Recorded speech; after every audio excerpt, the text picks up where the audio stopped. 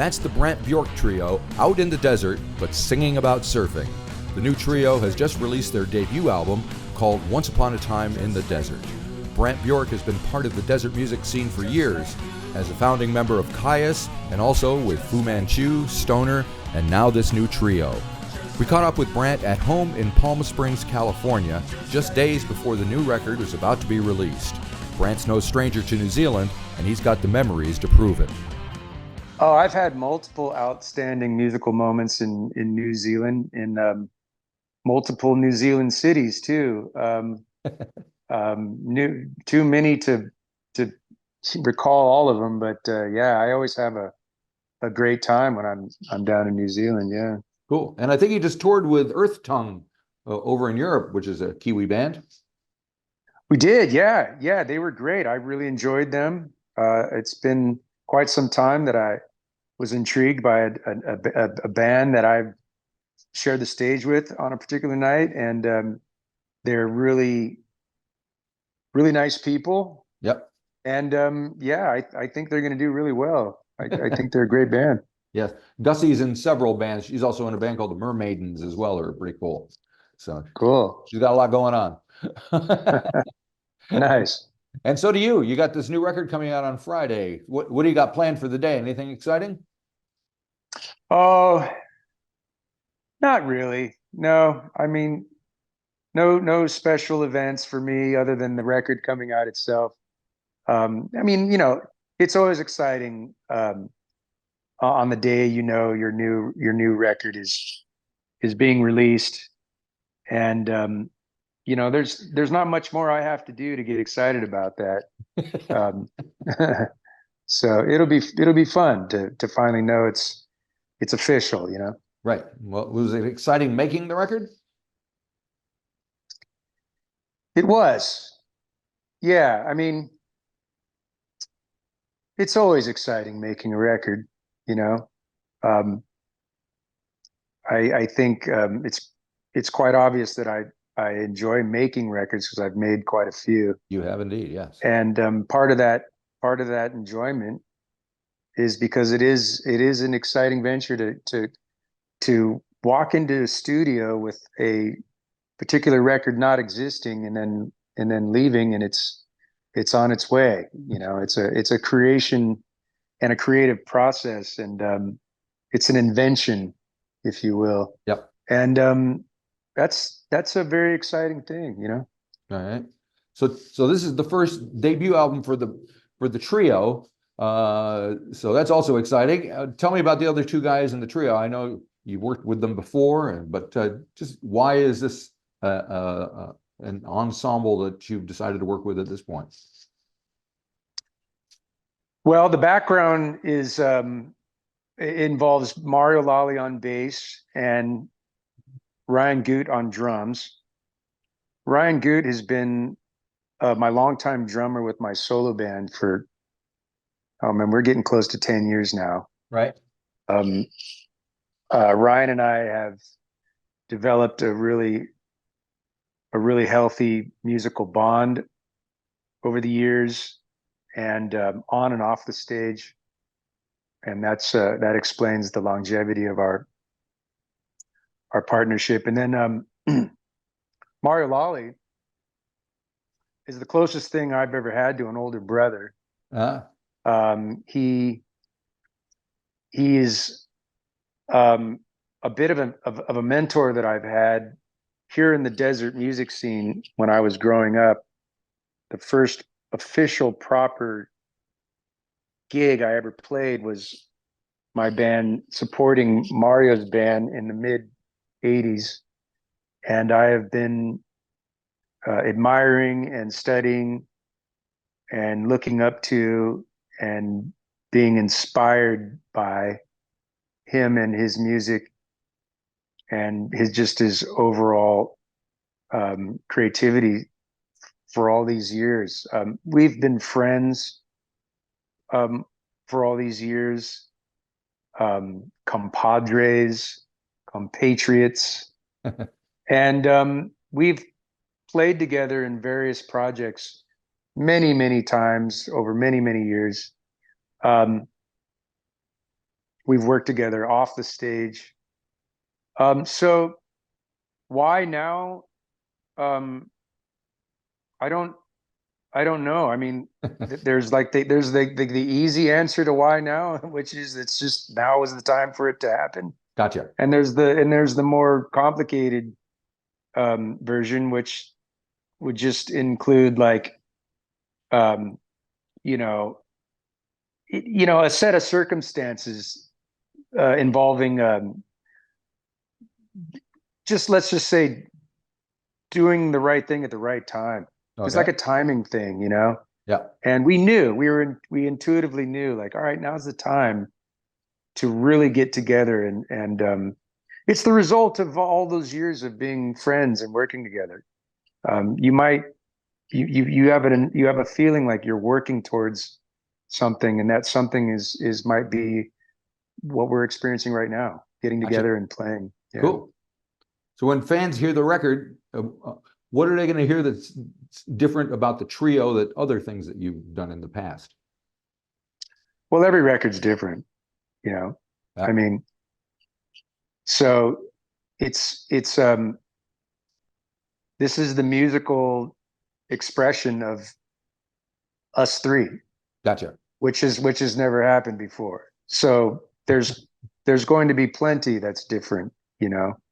Um, it'll be like, you know, uh, I approached the songs and the songwriting because I knew I was playing with Mario and Ryan. Um, so right off the bat, I think people who have been listening and following my music for many years will I think there's two things they'll conclude probably immediately after hearing the record, which is, oh, this is very much a Brant Bjork record, and B, it's different. Okay. Gotcha. All right. Well, I see you released one track already back in the days, and there's a video for it. So, and it seems to be obviously from the title, kind of nostalgic and looking backwards. Can you tell me a little bit more about it? Summertime blues when we were youngsters. Great times of year we brave the rain.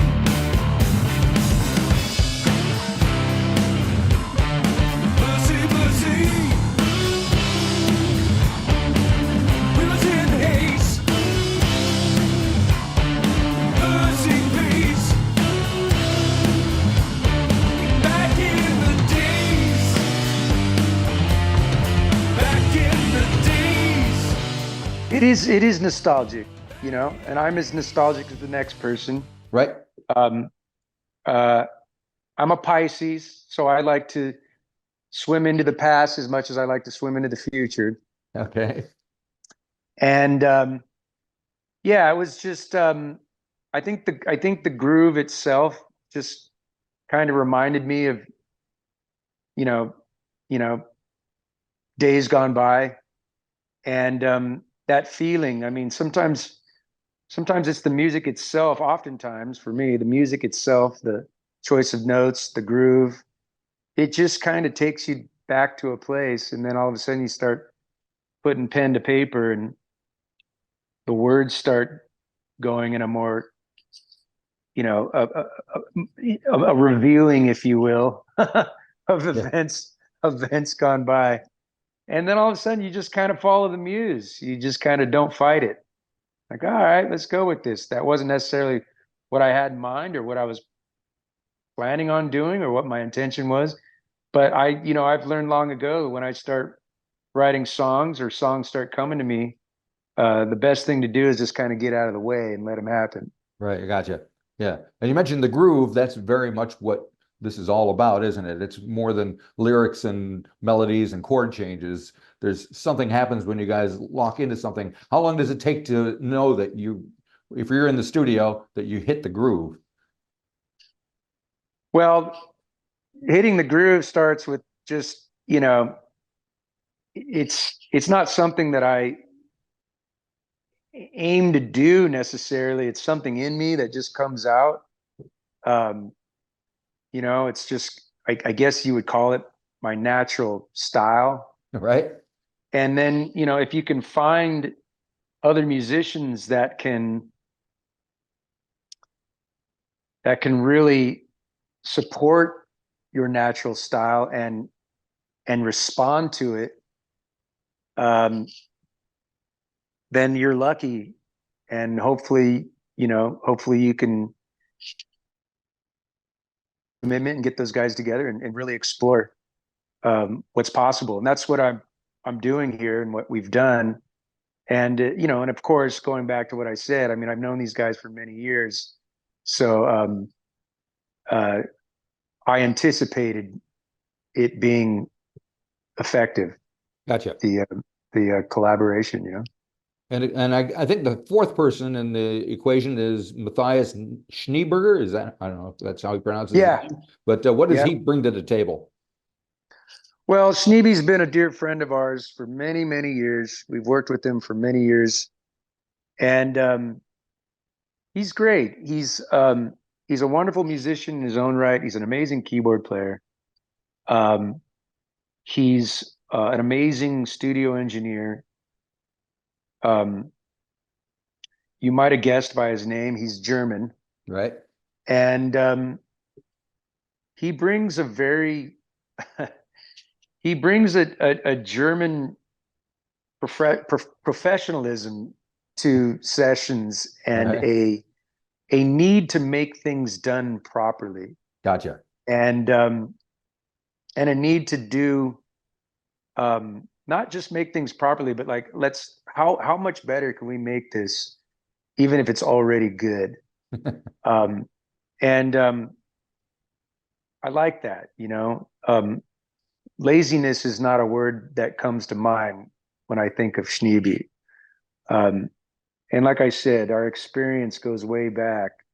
And, for not just for me, but for Mario as well. So, we're at that place now where we all kind of know what each other does.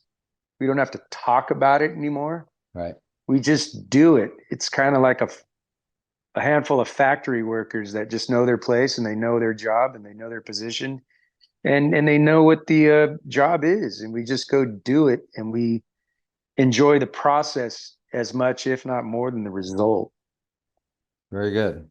Now, one track I wanted to touch on was Sunshine is Making Love to Your Mind. It's kind of an epic 6 minute plus thing in the middle of the record.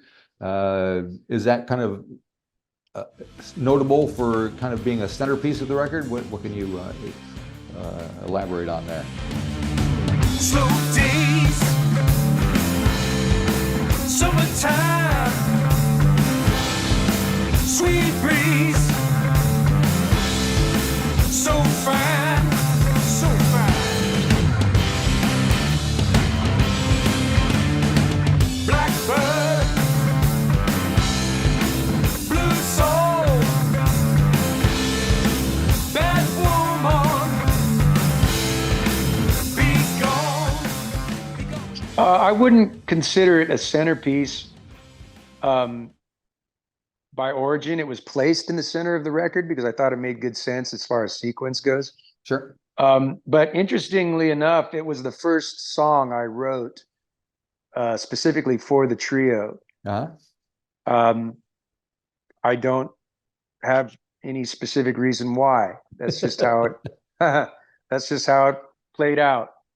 But it was also the first new song written for the trio that we performed live too. So we were, I believe, I'm most certain that was the only song that we were performing live regularly before we started writing the record Right. officially. All right. So it was kind of like our spearhead, if you will.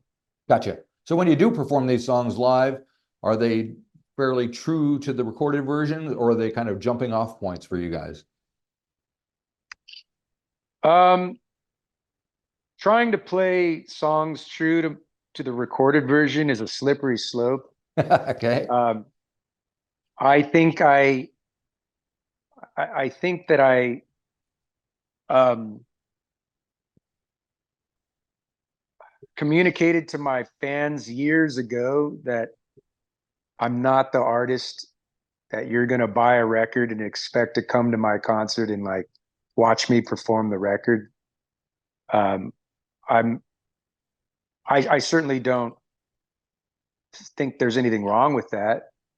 I think to perform live a really accurate representation of the recorded song is a talent and craft in itself. For me, I just find it more fun to take a song and as a roadmap and get it on the stage and let it kind of dictate what I call the live version. Gotcha. Songs sometimes decide that they want to go different places when let off the leash, so to speak. Um, and then also, sometimes some songs actually do kind of want to be kind of just performed the way they are. There's not room for much embellishment or improvisation. But if there is room to explore, we definitely will do that All for righty. sure. And I think there's been a mention or an allusion to possible New Zealand dates sometime next year. So if that's the case, where do you expect the band to be at that point? Do you kind of move on? Are you writing new stuff? Are you concentrating on promoting the record? What are you thinking about? Yeah, I mean, it's hard to say. I don't know. I mean, we've already booked quite a few dates for next year. So we will be promoting this record. Um, uh, I would love, and I speak for the band, we would love to go back down to New Zealand. We were wanting to do it this year, and it just didn't happen. You got close. You got to Australia. Yeah, we got to Australia, and it's very difficult for me to go to Australia and not go to New Zealand as well. In fact, I don't recall the last time I did that. Right. I've always been lucky enough to go down and visit both countries in one effort. But for whatever reason, it didn't play out that way. So we made a note to say, all right, well, let's make sure we get down to New Zealand in 2025. So hopefully that happens. Right. We'll see. Very good. But regardless, I don't know if we'll be writing. I have no plan other than just performing next year. New music might pop its head up. I don't know. I don't have any plan to do that, but you never know. All right.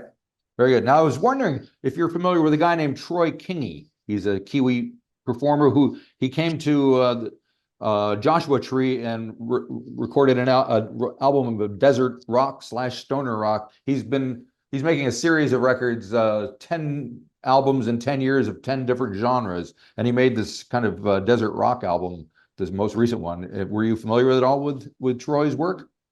I'm not familiar with this work, but I was asked to do a short interview, which I did. And that was earlier this year, I believe. Uh-huh.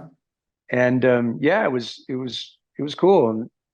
And it sounds like a pretty interesting project.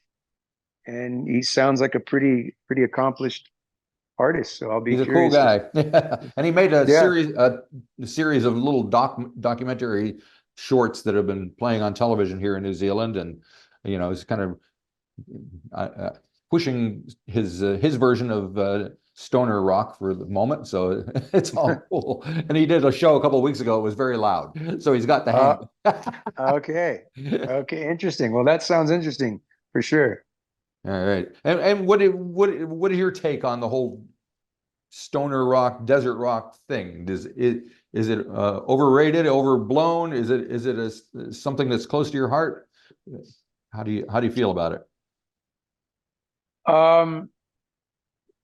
Well, I mean, I have an interesting perspective on it, no doubt, because I'm a musician that comes from the desert, and Right. When we were first starting to play music and starting our first bands, and then our as our music and experiences started to evolve. I mean, the term desert rock and stoner rock didn't even exist. Right. You know, I mean, for example, like Caius, when Caius was around and broke up, stoner rock didn't even, the term wasn't even around until after the band broke up. It's interesting. I think stoner rock and desert rock concept and the movement, it's cool. I dig it, you know. If you enjoyed this episode of the 13th Floor's Music Talk series, please be sure to subscribe to the website or to the YouTube channel. Follow us on Facebook or Instagram and wherever you find your podcasts. There's a whole lot more to discover.